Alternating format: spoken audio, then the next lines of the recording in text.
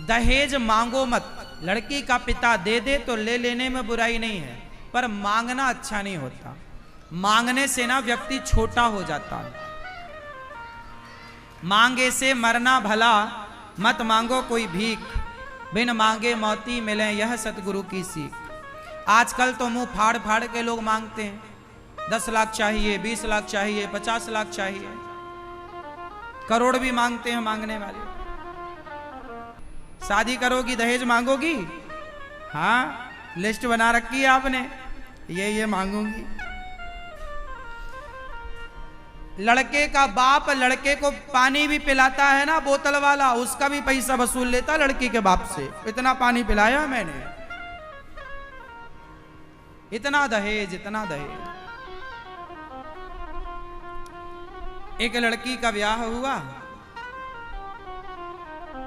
बारात आई, मंडप के नीचे लड़का बोला अपने ससुर से मुझे गाड़ी चाहिए, गाड़ी 4 चक्के की 4 व्हीलर।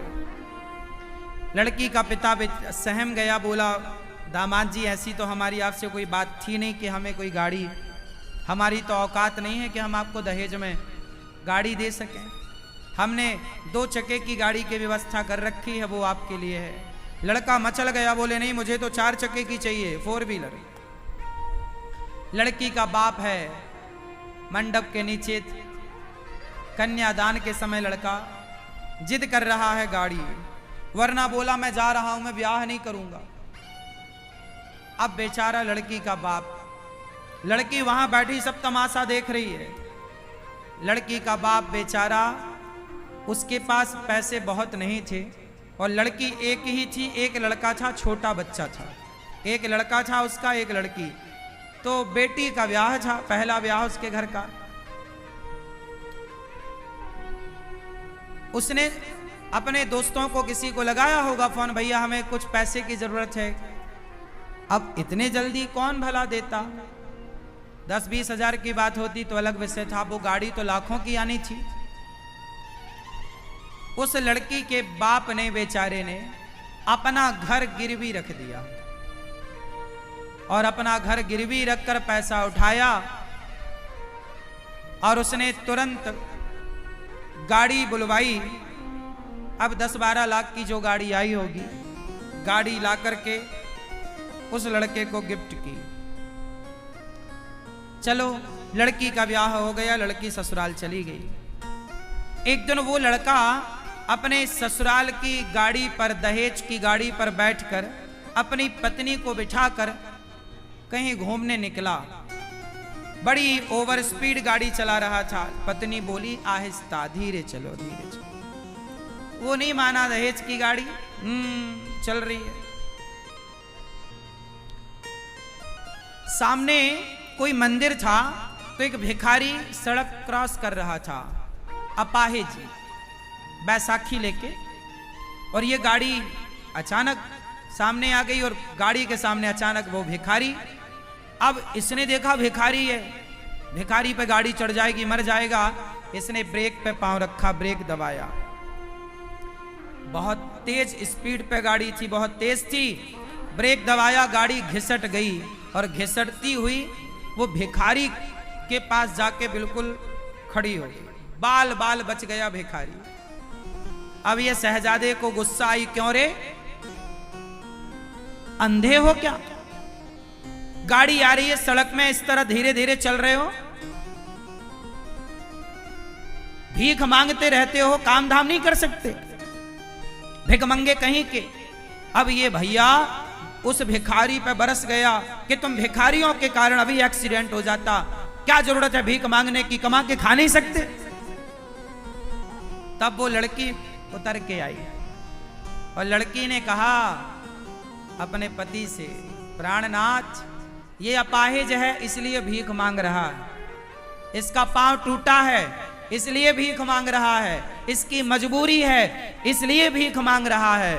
तुम्हारे तो पांव नहीं टूटे, फिर भी तो तुमने मंडप में गाड़ी की भीख मांगी हमारे पिता से। ये तो अपाहिज है, तुम तो अपाहिज नहीं थे, फिर भी तुमने भीख मांगी। क्या भिखारी केवल वो लोग हैं जो मंदिर के बाहर भीख मांग रहे हैं? क्या भिखारी वो नहीं है जो दहेज मांग रहे हैं? अरे मंदिर के बाहर बैठा यदि भिखारी है तो दहेज मांगने वाले भिख मंगे हैं, ये भिखारी नहीं है। कौन है ये? भिख मंगे। आप इतना दहेज मांगते हो, पैसों से रिश्ते नहीं बनते मेरी मां। एक लड़की आपका तब सम्मान करेगी जब आप अपनी मेहनत से उसे कमाकर खिलाओगे। वो लड़की तब प्रसन्न होगी जब आप अपनी कमाई की गाड़ी में उसे बिठाओगे। आप कैसे पुरुष हैं? दहेज की गाड़ी पे बैठे, वो गाड़ी तो ससुर जी की है, तुम तो ड्राइवर हो। स्वाभिमानी क्यों नहीं बनते? जीवन स्वाभिमान से जिया करो। एक अच्छी लड़की की तलाश करो, एक अच्छी लड़की से विवाह करो। धन तो आप में काबिलियत होगी तो कमा ही लोगे, दहेज मांगने की क्या जरूरत है? लड़की का बाप जो स्वेच्छा से देता है बढ़िया है। मेहनत करने वाले अच्छे होते हैं, मांगने वाले अच्छे नहीं होते। और मैं बहनों से भी कहूंगा कि आप भी अपने लिए एक ऐसा लड़का चुनिए जो भीख ना मांगता हो दहेज की। दहेज मांगने वालों से अपनी बेटी का ब्याह मत करो। आपने अपनी बेटी को पढ़ाया लिखाया है ना, तो कोई सामान्य परिवार का लड़का देख लो ना।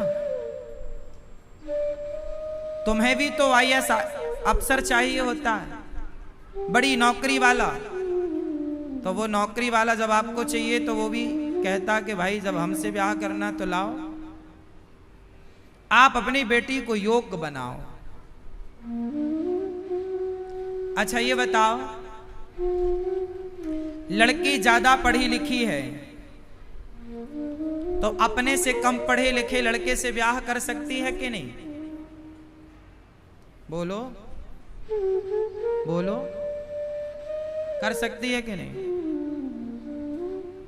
पर लड़कियों की ये मानसिकता नहीं है। लड़कियां चाहती है मैं जितना पढ़ा पढ़ी हूं मेरे से ज्यादा पढ़ा लिखा हो, जबकि लड़के लोगों की मानसिकता बिल्कुल अलग है।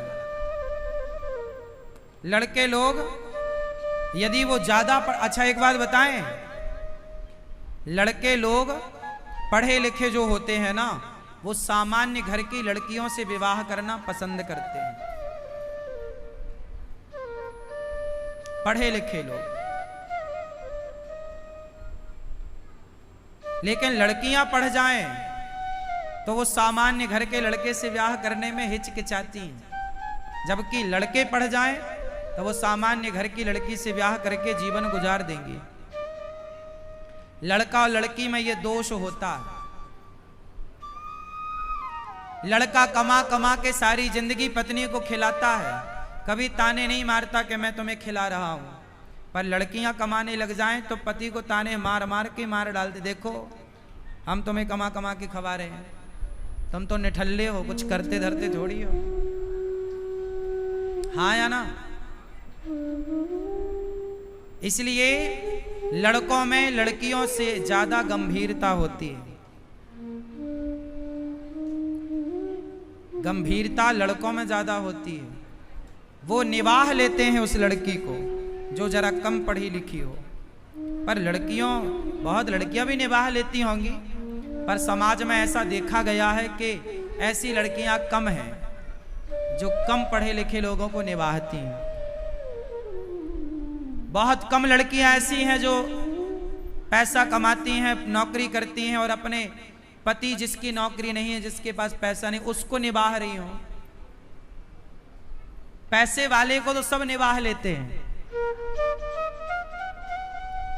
पैसे वाले को तो सब निभाह लेते हैं, पर पैसे ना हो किसी के पास, उसको यदि निभाए, चाहे वो पत्नी हो या पति, तब वो सच्चा गृहस्थी कहलाता है, तब वो समझदार कहलाता है।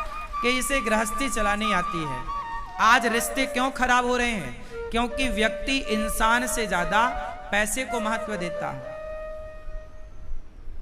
किसको महत्व देता है? यदि आप पैसे से ज्यादा इंसानों की कदर करने लग जाएं तो कभी कोई रिश्ता टूटेगा ही नहीं।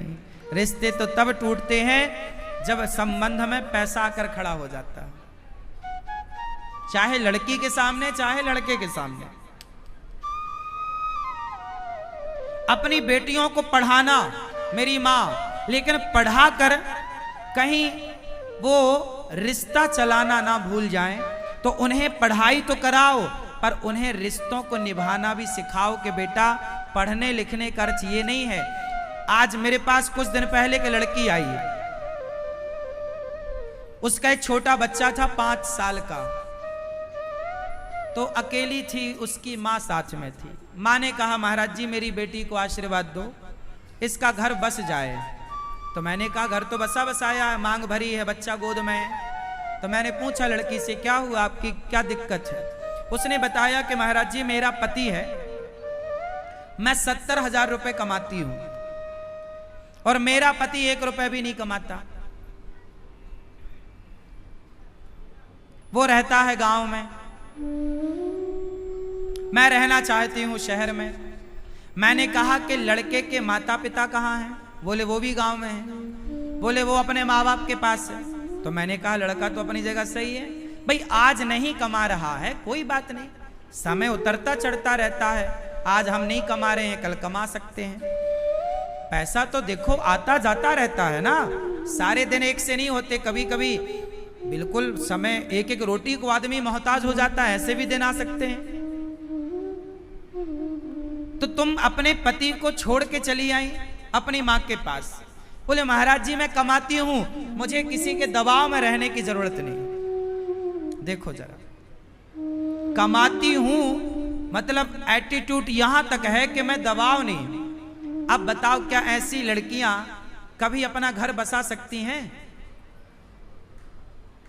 अरे लड़की हो या लड़के हो, कमाते हो या नहीं कमाते वो अलग विषय है, पर बेटा रिश्ता निभाना अलग है। पढ़ने का मतलब ये नहीं है कि हम रिश्तों की कदर ना करें। और आज याद रखिएगा, तलाक अनपढ़ लोगों का नहीं हो रहा है। उठाकर देखिए केस, हर पढ़े लिखे लोगों में तलाक 99% पढ़े लिखे लोगों का तलाक है, अनपढ़ लोगों का तो है ही नहीं। 1% मान लो आप, 99% तलाक किसका है? पढ़े लिखे लोगों। ये पढ़ लिख करके ना पैसा तो कमाना सीख गए, रिश्ते चलाना भूल गए। इन्हें लगता है पैसा है तो सब कुछ है ना, पैसा है तो सब कुछ नहीं है, रिश्ते हैं तो सब कुछ है। रिश्ते हैं सब कुछ है। यदि रिश्ता नहीं है तो पैसे का क्या कर लोगे? लेकिन अब सुनो, और ये गर्मी रहती है जवानी में। जवानी में लगता है कि जी हमें तो किसी की जरूरत नहीं, हम तो सेल्फ डिपेंड है, कमा लेंगे, पति की जरूरत नहीं। लेकिन जब तुम्हारी उम्र ढलने लग जाएगी तब समझ में आएगा कि तुमने कितनी बड़ी गलती कर दी। माँ का साथ कब तक रहेगा? माँ जिंदा है तो तुम माँ के पास हो, बाप जिंदा है, मरने दो अपने माँ बाप को। भाई भौजाई तुम्हें कितना आदर सम्मान करेंगे, निकाल बाहर फेंकेंगे तुम्हें। इसलिए पति आपका सम्मान करे, पति बढ़िया आपको सुख दे सकता। जो आनंद जो सुख ससुराल में मिल सकता है ना, वो विवाह के बाद मायके में नहीं होता। हाँ या ना? सीता माँ को भी वनवास जाना पड़ा, क्या कठिन समय सीता माँ का नहीं था? अब सीता माँ बोलती क्यों? मैं कम पढ़ी लिखी हूं का? मेरे बाप के पास राजा थे जनक जी, क्या कमी थी? कौन सा धन कम था? सीता जी चली जाती ना। एक लड़की ससुराल की मायके की गरिमा होती है, नाक होती है। आप लोग अपनी बेटियों को पढ़ाओ मेरी माँ, पर रिश्तों को निभाना भी सिखाती रहना, नहीं तुम्हारी बेटी पढ़ लिख के रिश्ता ना चला पाएगी। एरोप्लेन चला लेती है तुम्हारी बेटी, ट्रेन चलाने लग गई लड़कियां, गाड़ियां चलाने लग गई लड़कियां।